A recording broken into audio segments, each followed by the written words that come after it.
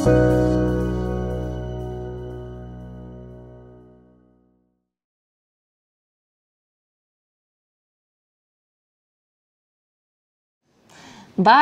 nav laika, pietrūkst informācijas, garas rindas. Tās ir diezgan bieži satrunas, ko sievietes min, kāpēc nav veikušas krūtsvēža skrīningu. Un, iespējams, tieši šis arī ir ietekmējis krūtsvēža skrīningu apmeklējumu zemos rādītājus Latvijā. Un pretēji tieši diezgan augstos rādītājus ar diagnosticētiem ielaistiem krūtsvēža gadījumiem. Oktobrs ir rozā mēnesis, kur īpaša uzmanība tiek pievērsta krūts veselībai, un šodienas saruna būs par krūtsvēža skrīningu diagnostiku un arī ģimenes ārsta lomu šajā visā procesā.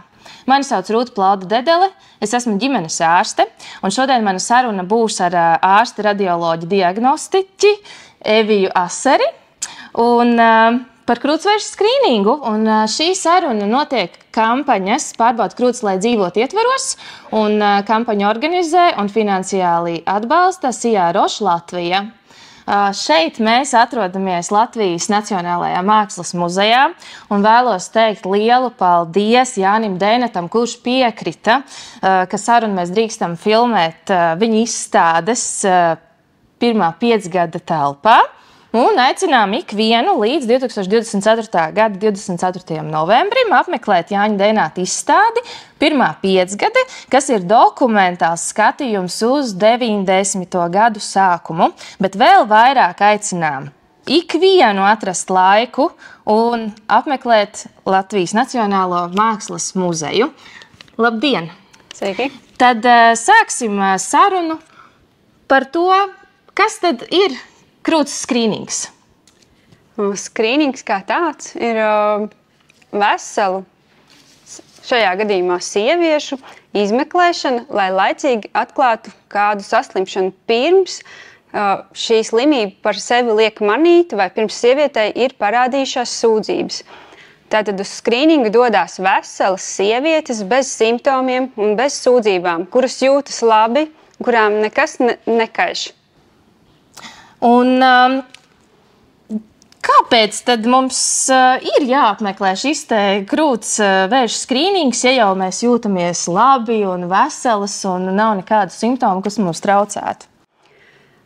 Krūts vēža skrīninga galvenais mērķis, jeb uzdevums un tas, ko mēs cenšamies no šī iegūt, ir samazināt mirstību no krūts vēža. Un, lai mēs šo varētu panākt, mums šī slimība ir jāatklāj laicīgi, agrīni, pēc iespējas ātrāk, lai mēs varētu veikt efektīvāku ārstēšanu, lai šai ārstēšanai būtu mazākas sekas uz sievietes veselību. Un skrīninga mammogrāfija ir jau kopš, mammogrāfija kā tāda ir jau pasaulē pazīstama kopš 70. gadiem, un pirmie skrīningi tika uzsākti jau 80. gados, un ļoti ātri cilvēki saprata, ka ar mammogrāfijas skrīningu mēs varam krūts vēzi diagnosticēt laicīgi.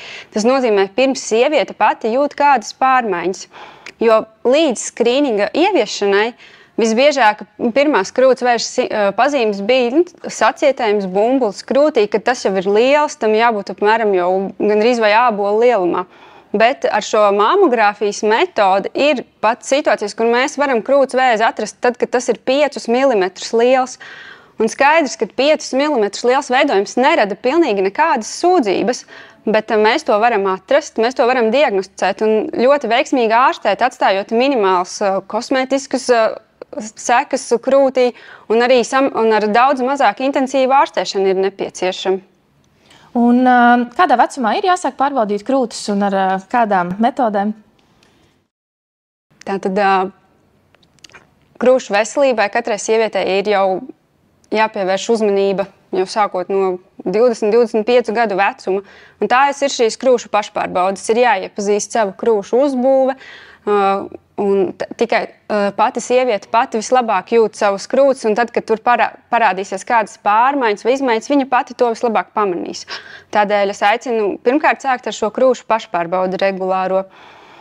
Un, sākot no 40 gadu vecuma, kad šis krūts vēža risks populācijā pieaug, šis ir tas vecums, kad mēs aicinām veikt arī regulāras krūšu profilaktiskas pārbaudes. Un tās sāk ar mammografiju jau no 40 gadu vecuma, reizi 2 gados. No 40 līdz 50 gadu vecumam šajā vecuma grupā šo mammografijas izmeklējumu mēs aicinām veikt ar ģimenes ārsta nosūtījumu vai ar ginekologa nosūtījumu.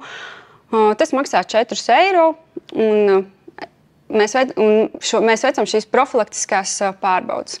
Savukārt no 50 gadu vecuma līdz 68 gadiem valsts reizi 2 gados atsūta uzaicinājumu uz veikt šo mammografijas izmeklējumu, kas ir pilnībā bez maksas. Un pēc šo 68 gadu vecuma mēs arī rekomendējam turpināt veikt regulārās profilaktiskās pārbaudes vismaz līdz 75 gadu vecumam, tāpat reizi 2 gados ar ģimenes ārsta nosūtījumu, kad ir beidzies šis skrīninga periods. Un varbūt var sniegt ieskatu, kas tad ir mammogrāfija, kā tas notiek, un ultrasonogrāfija ar ko atšķirās, kā saprast, ko tad iet, ko tad prasīt, ko veikt labāk, kādā vecuma grupā?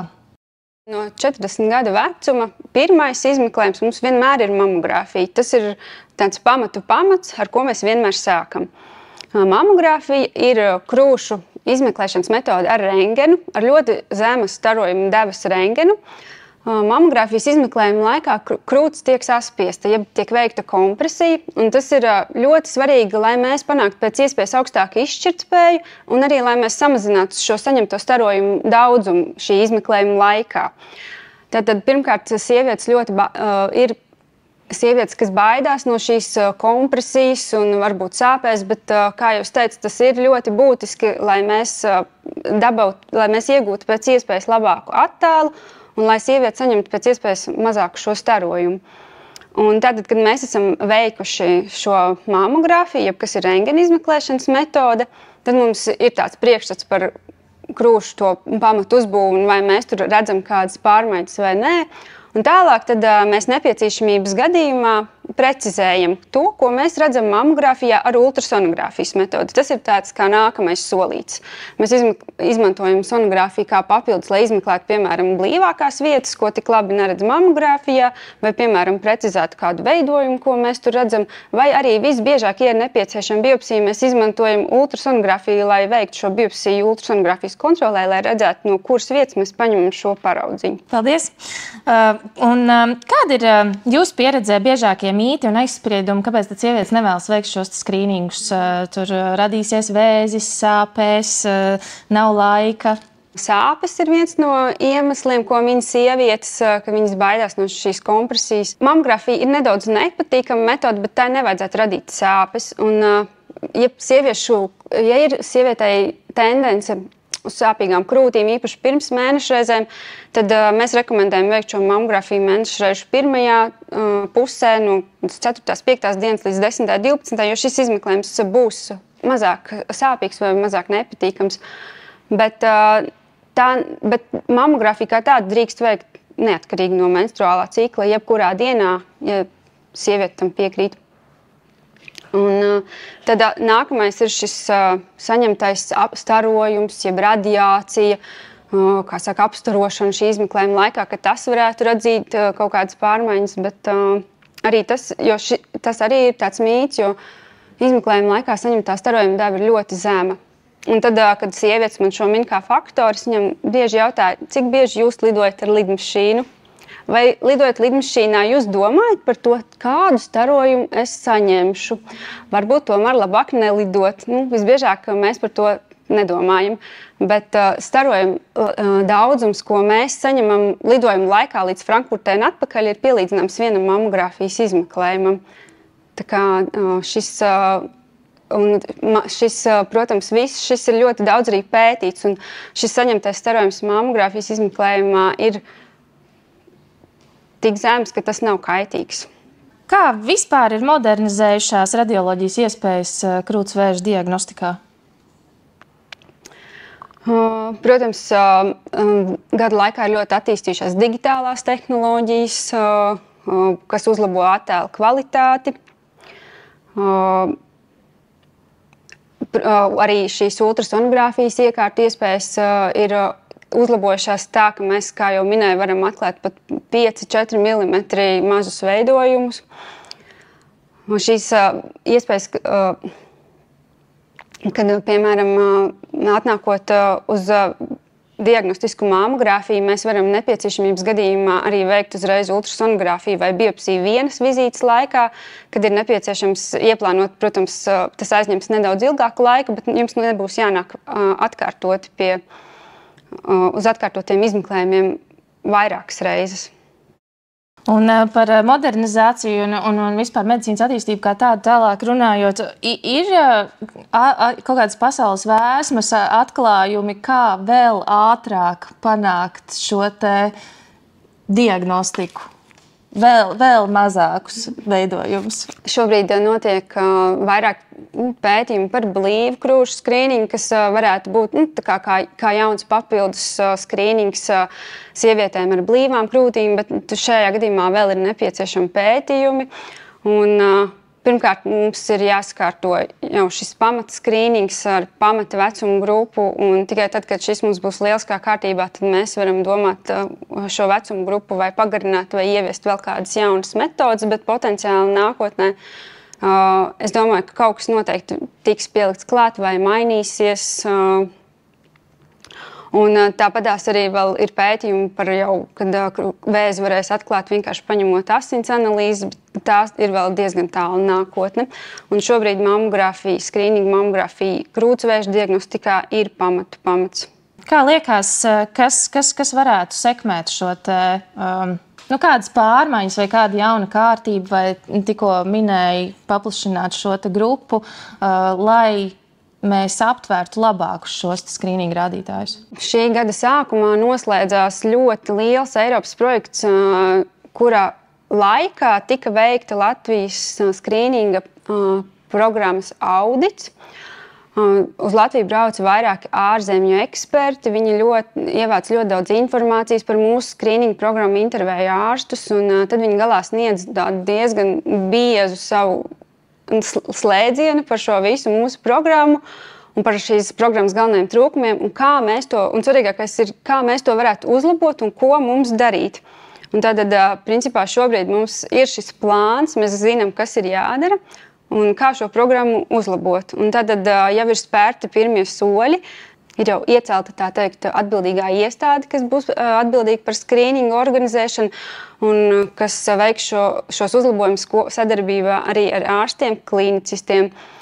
Un tagad ir uzsākti vēl 2 Eiropas projekti. Viens jau ir sācies un otrs vēl sāksies no nākošā gada.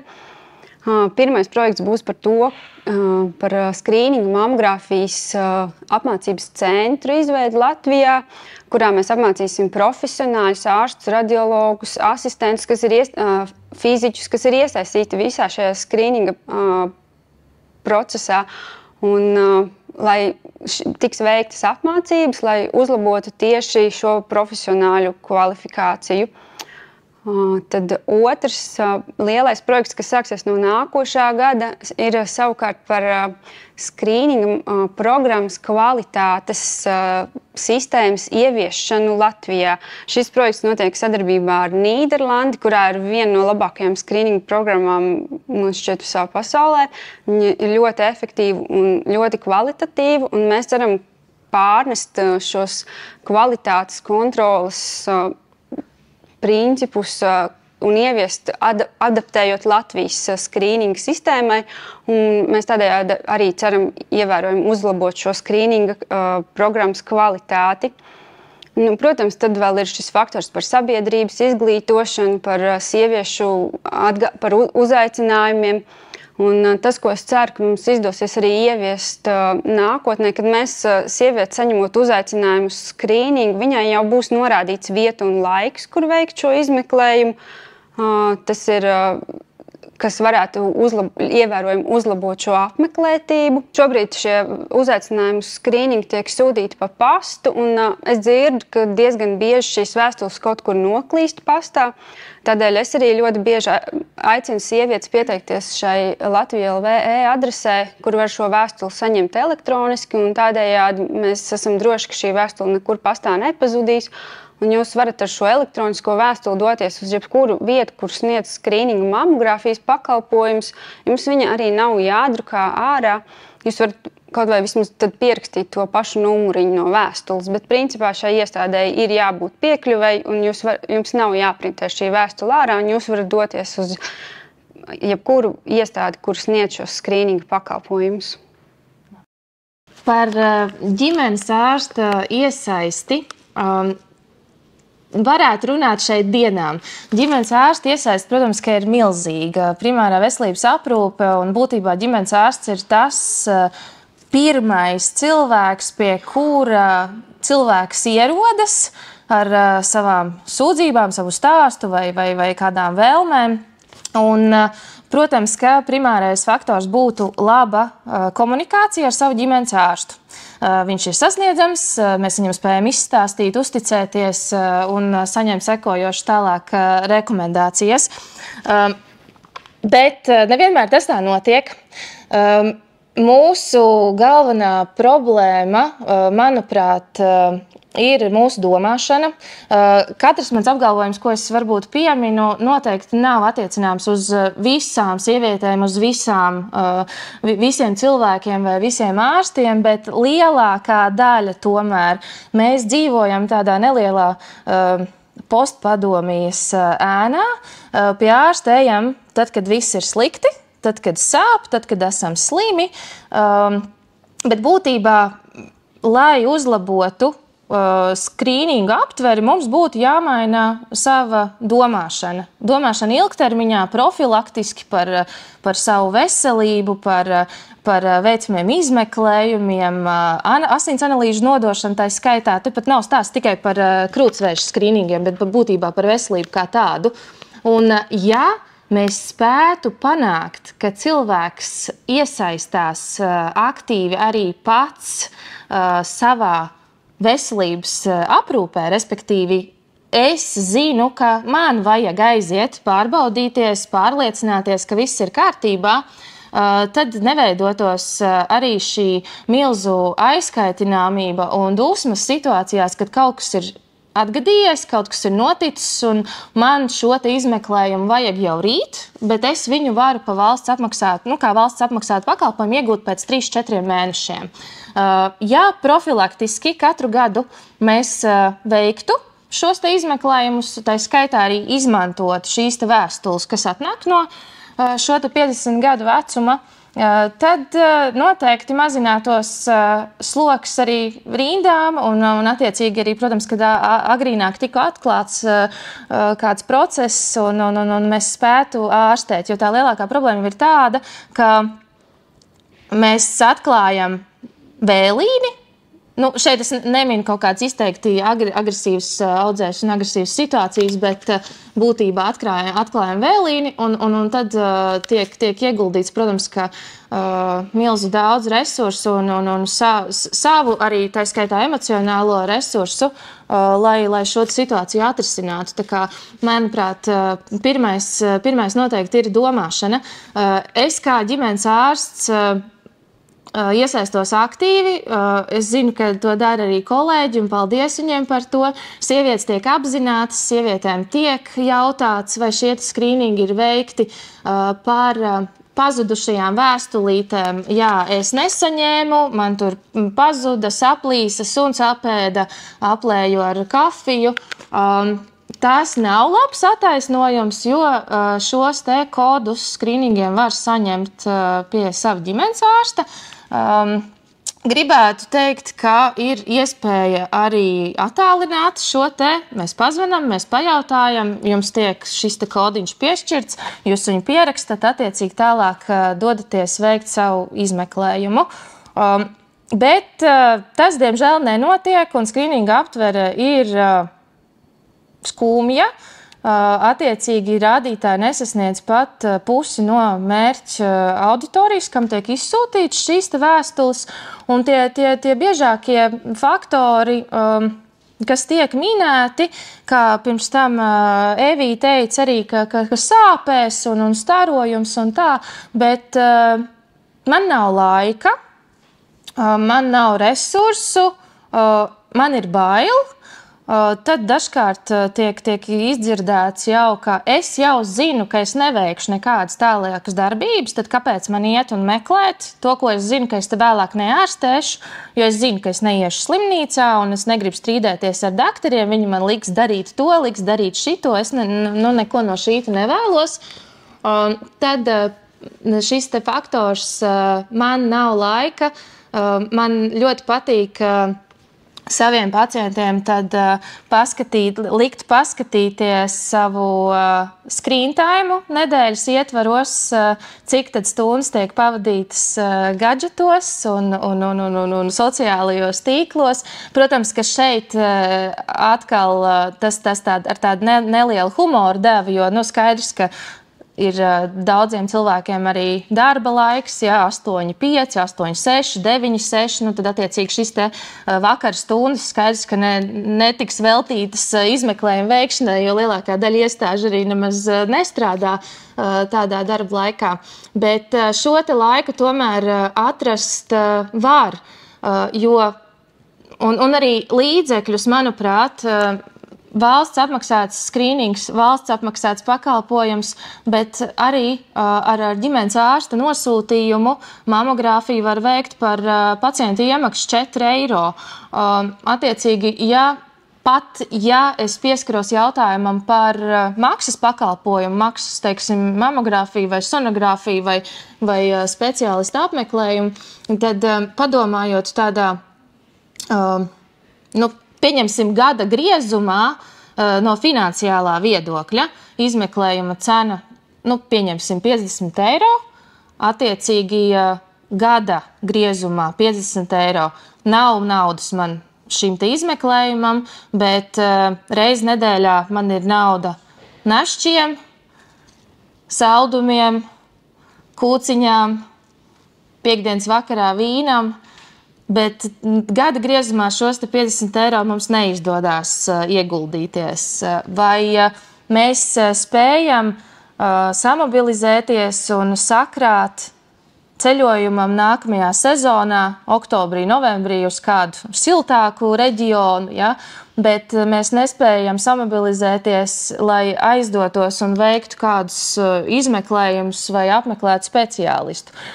Tā bišķiņi paši ejam ar sevi pretrunā, tāpēc, manuprāt, laiks ir, līdzekļi ir, mums vienkārši ir jāmaina domāšana, mums ir jāskatās savu veselību, respektīvi, mums ir jāskatās uz sevi kā uz veseliem un kā mums palikt veseliem.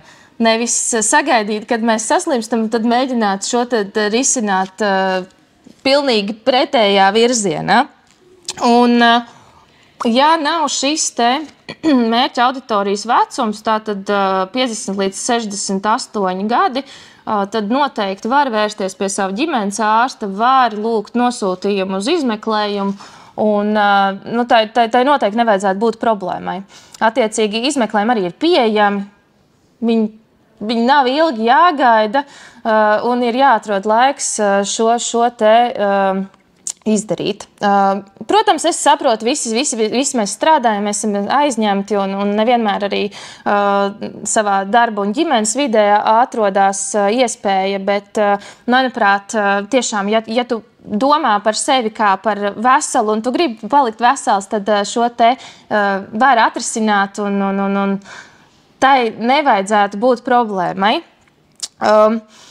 No kā baidās sievietes, to jau es laikam iepriekš pieminēju, un arī doktora Evija teica, baidās no diagnozes, baidās no tā, kas tur tajā lapā tiks ierakstīts, un dažkārt arī sieviete aizdodās uz šo te mamogrāfiju vai sonogrāfiju jau sekojoši, Un tad ir zvans ģimenes ārstam, kas man tur ir rakstīts. Tur ir kaut kādi cipari un kaut kāds apraksts, es neko nesaprotu, vai viss ir labi. Ja?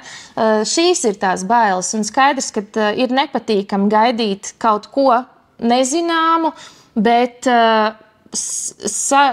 pārdzīvot šo nelielo diskomfortu, cik ātri atnāk atbilde?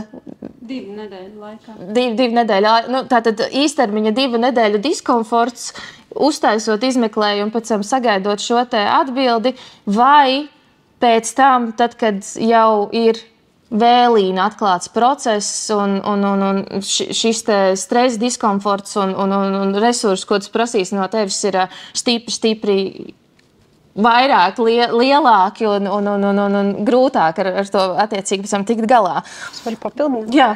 Es vēlos papildināt ar to, ka skrīnings tā nav diagnoze. Arī tad, ja jūs esat saņēmusi šajā skrīninga atbildē šo novērtējumu, ka jums ir vajadzīgi kādi papildus izmeklējumi, tas uzreiz nenozīmē to, ka jums ir kāda ļaundabīga saslimšana. Tādam ieskatam, piemēram, ja mēs paņemam 1000 mammogrāfijas, 1000 sievietes, kas ir atnākušas uz mammogrāfiju, tad no šīm 1000 sievietēm kādas 50 saņems atbildi, kad viņām ir vajadzīgi kādi papildus izmeklējumi pēc skrīninga mammogrāfijas. Un tikai no šīm 50 sievietēm atkal 40 no viņām tiks, piemēram, veikta ultrasonogrāfija vai kāda papildus mammogrāfijas projekcija, un ar viņām tiks pateikts, ka viss ir kārtībā un viņas var atgriezties skrīningā, tad atlikušajām 10 viņām būs nepieciešama biopsija, no kurām apmēram 4 saņems labdabīgu biopsijas rezultātu, un tikai 5-6 tiks apstiprināts kā ļaundabīgas pārmaiņas. Turklāt, ja arī tiks apstiprināts, tad attiecīgi uzreiz tiek iekustināts tālāks process, un tas nav vēlīna atklāts process. Bet, teiksim, cilvēkam, kuram jau ir atklāta šī te onkoloģija, sadarbība ar ģimenes ārstu arī ir pietiekami cieša, protams, bet būtībā tie galvenie jautājumi, ar ko vēršās pie ģimenes ārsta, ir par pašiem izmeklējumiem. Kas mani sagaida, kā to darīs, ko man darīs, vai man sāpēs, vai man nesāpēs, kas būs pēc tam, ko es varu pati darīt, ko nedrīkst darīt. Tāds informatīvs vairāk tie jautājumi ir. Un sadarbība, protams, kā ar onkologiem ir ļoti cieša, saņemam arī ļoti skaidrs un īsi, teiksim, plaši izstāstītas rekomendācijas, kas ir jādara, kas kādos gadījumos, kur jāvēršās, kur zvanīt. Tādā ziņā, manuprāt, tā sadarbība ir ļoti laba.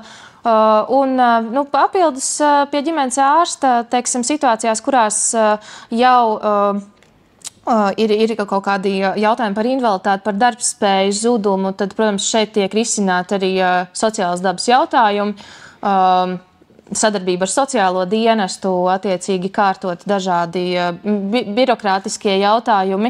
Un, protams, ka ģimenes ārsts iesaistās arī ar nelielu psihologa pieskaņu, atbalstot morāli, izrunājot, izskaidrojot. Jo īstenībā parasti vislielāko trauksmi, vismaz ar savējiem, ar kuriem es esmu saskārusies, ir tā neziņa. Tieši tā neziņa. Un ne tikai par krūts vēža skrīningu vai krūts vēzi kā tādu runājot, bet vispār par, tiešām, ko ar mani darīs, kas ar mani notiks. Ja? Un, jo ir vairāk informācijas, jo manuprāt, ir mierīgāk.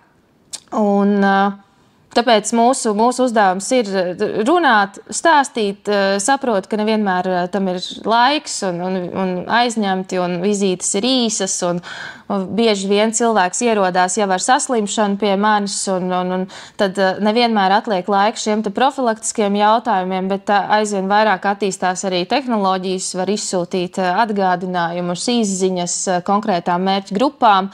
Neatlaidīgi katrā vizītē, kad pie manis ierodas skrīninga vecuma sievietēs, jautāšu, vai biji, vai izdarīji, iedošu to numuriņu, ja?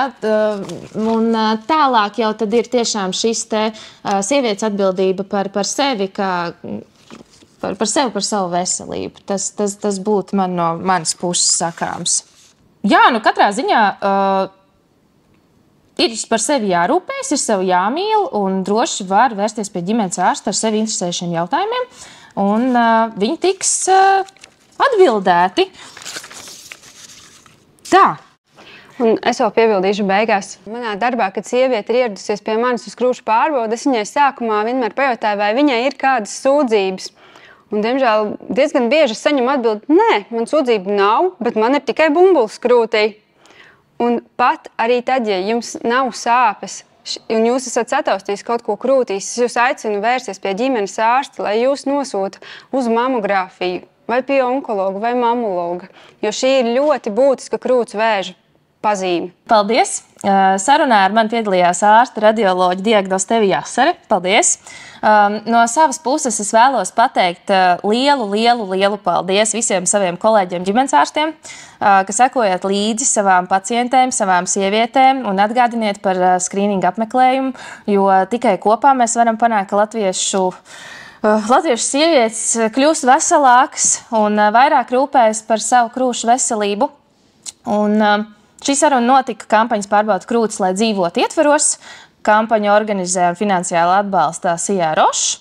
Paldies par atbalstu Latvijas onkologu asociācijai, Latvijas Nacionālajām mākslas muzejām un fotogrāfam Jānim Dēnetam, kura izstāde pirmā 5 gada ir redzama sarunas fonā.